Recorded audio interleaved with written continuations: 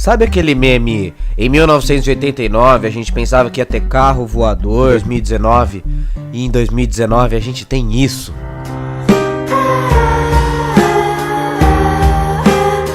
Tem uma coisa muito interessante para pensar sobre ele. Pare e pense um pouco sobre os romanos. Agora, nos indígenas maias e astecas. Agora pense nos egípcios construindo a pirâmide do Egito. Eu tenho certeza que quase 100% das pessoas vai pensar esses povos antigos como povos atrasados, não é? A mesma coisa vale para 2050. Você vai pensar a gente do futuro como mais evoluído. É muito difícil desgrudar dessa ideia de que nós estamos evoluindo rumo ao paraíso.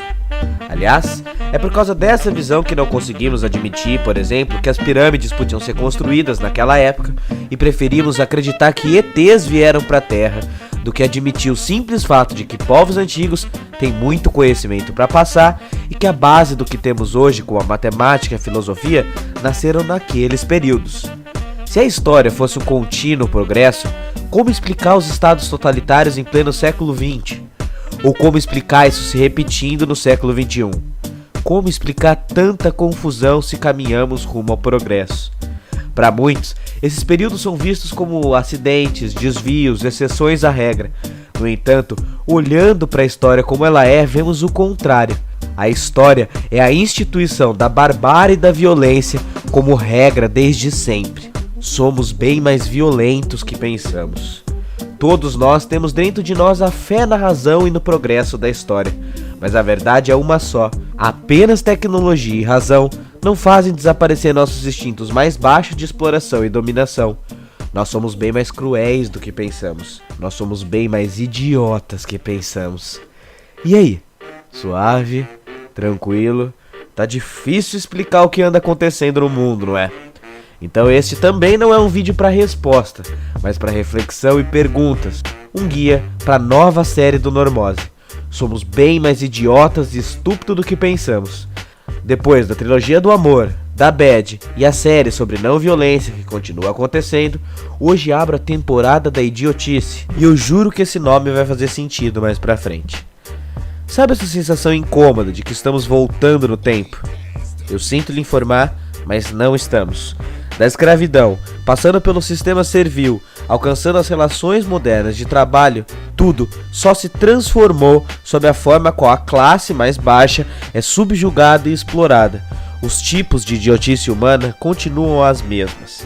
Em todos os momentos e todos os modelos propostos, não há um rumo ao progresso, tampouco uma repetição cíclica dos fatos. O que há é uma terceira coisa. E é para entender isso melhor que a disciplina de teoria da história foi trazida para o vídeo de hoje. Essa frente de estudo dos historiadores se dedica a estudar a história da história, ou em outras palavras, tenta entender como as sociedades estudam ou pensam a história e quais são as conclusões que podemos tirar disso. No início, a mitologia grega e a filosofia antiga acreditavam na teoria da história cíclica, ou seja, a ideia de que todos os fatos históricos já aconteceram e apenas se repetem. Na Idade Média, Santo Agostinho, por sua vez, traz a ideia de história linear. Logo, a história é um contínuo de fatos rumo ao futuro e a linha histórica é determinada, com começo, meio e fim, apenas com orientação de Deus. Nasce aqui a ideia do livre-arbítrio, e os deuses que naturalmente tinham todo o controle começam a perdê-lo. Os renascentistas, no século XV, como diz o nome, renascem a ideia de história cíclica, que perdura até os iluministas, onde a ideia de uma história linear e teleológica é construída, uma ideia de que a finalidade da história humana tem um fim em si mesmo, e este fim seria o progresso. A razão, linha mestra do iluminismo, levaria à verdade única, que é o progresso natural das sociedades. Hegel, Kant, Marx, diferentes escolas e diferentes autores seguiram essa premissa histórica por base. Foi só no século XX que uma nova visão começa a aparecer na academia. A ideia das múltiplas histórias, das micro-histórias e da história ateleológica, ou seja, que a história não possui um fim, um sentido explicado, mas ela é feita de imprevisibilidade, irracionalidade, absurdo, caos e acaso. Deste modo, fica fácil enxergar que o progresso técnico que temos hoje não vem acompanhado necessariamente por progressos ou transformações essenciais nas relações sociais. Então, por que ainda assim acreditamos que somos mais evoluídos que outras sociedades? Porque a constituição do que significa ser evoluída é dada pela geração presente. Nós determinamos o significado do que é ser livre e evoluído. Analisa o mundo de hoje. Já estamos quase pousando em Marte e nunca tivemos tanta depressão no planeta. Estamos na direção correta para descobrir a cura do câncer, e racismo, sexismo, xenofobia e ódio prevalecem desde o primeiro momento da história da sociedade. Agora escolha, o que é mais evoluído? Nossa jornada de trabalho exaustiva ou a jornada de subsistência do índio? Qual é mais livre? E quem determina isso? Entendeu o ponto já? Não? Tudo bem, eu explico, calma, porque é agora que a coisa começa a ficar ainda mais interessante. Isso que eu disse é um paradoxo que já em Kant estava muito presente. Veja, o sujeito quer ser livre e busca, portanto, entender o que é isso. Compreensão é um instrumento da razão ou da racionalidade. A razão, por sua vez, se constitui por meio da moral. E a moral se altera e pode ser condicionada em diferentes esferas e em diferentes períodos. Portanto, os sujeitos são livres até onde lhe permite a moral que lhe condiciona. Mudando as palavras, se a razão está inclusa na história, aquilo que os sujeitos acreditam ser os padrões de liberdade e do que realmente significa ser livre, também muda toda hora. Portanto, a partir de agora muda toda a visão. Se os conceitos atuais de liberdade estão atrelados a consumo, tecnologia e possuir dinheiro, podemos inferir duas coisas: estamos mandando bem e somos evoluídos. Mas fomos nós que definimos que ultratecnologia é evolução. E por isso, essa ideia não é fixa e permanente. Aquilo que é liberdade agora será caos no futuro. No mundo moderno, coexistem ideias de liberdade, evolução e coisas muito antigas. Por isso, dependendo do caso, somos atrasados e bastante idiotas, sacou? Por exemplo, há certa caricatura de um tipo de velho que é aquele que reclama de tudo porque o mundo está acabando. Isso, em parte, é verdade. O mundo desse idoso está acabando. Primeiro, porque somos mortais. Mas muito mais do que isso, porque a liberdade natural que esse idoso foi criado e consegue imaginar foi suplantada pela moral do mundo atual. E se o mundo é percebido pelo viés da moral e da razão, a sensação do idoso é de que o mundo está acabando. Mas não, só mudaram alguns padrões de liberdade. E isso não é melhor nem pior, só é. Mas no final da história mesmo, nada mudou de fato na estrutura. Começa a entender porque não é nada espantoso ou incompreensível tudo o que está acontecendo no mundo em relação à violência e a fascismos? A disputa de narrativas, o revisionismo histórico e esse movimento anti-ciência que estamos vivendo é bem proposital.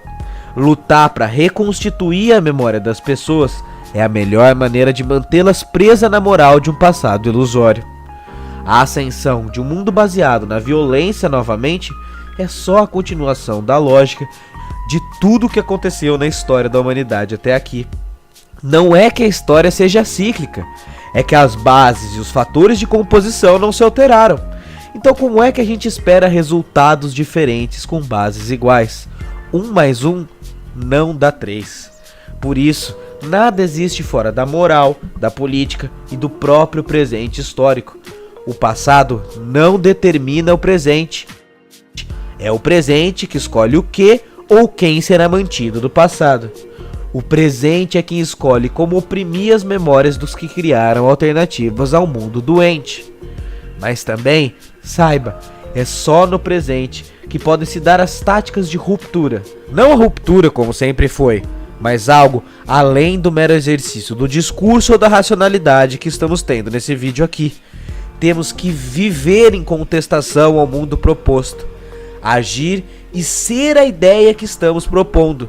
É isso que nos torna sujeitos da história e da nossa história.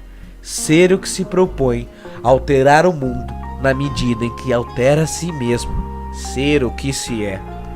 Claro, não podemos também ignorar o aspecto biopsicossocial dos sujeitos. ou seja, que a constituição dos sujeitos também se dá nas vias bio, psico e depois sociais.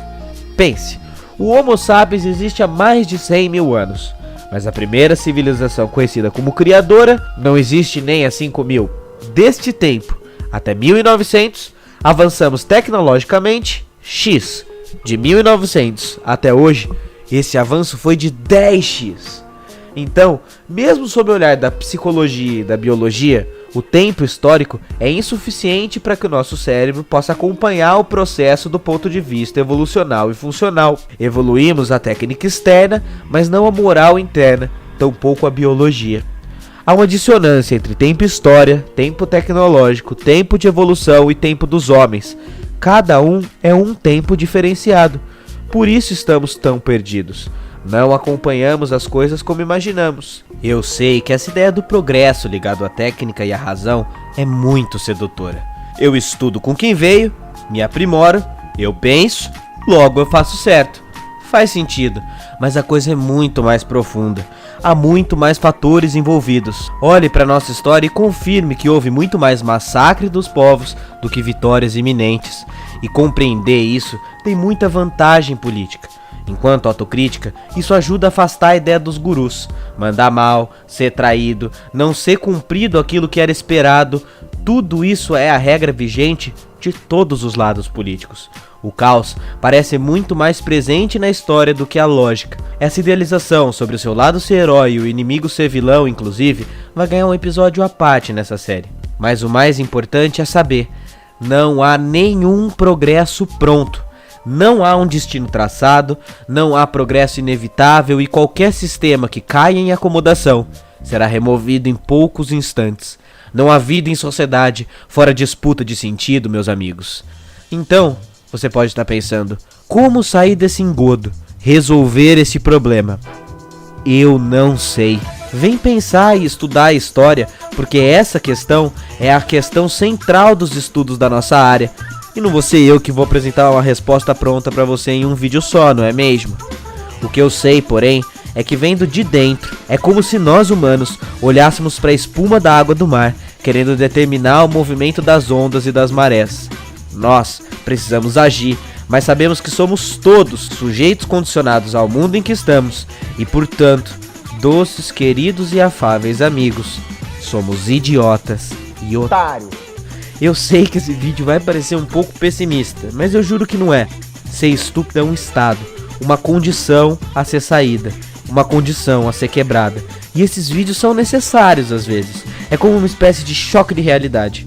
E eu espero que funcione pra você. Porque, poxa, você imaginava que essa reflexão toda do meme lá de trás ia trazer toda essa viagem histórica?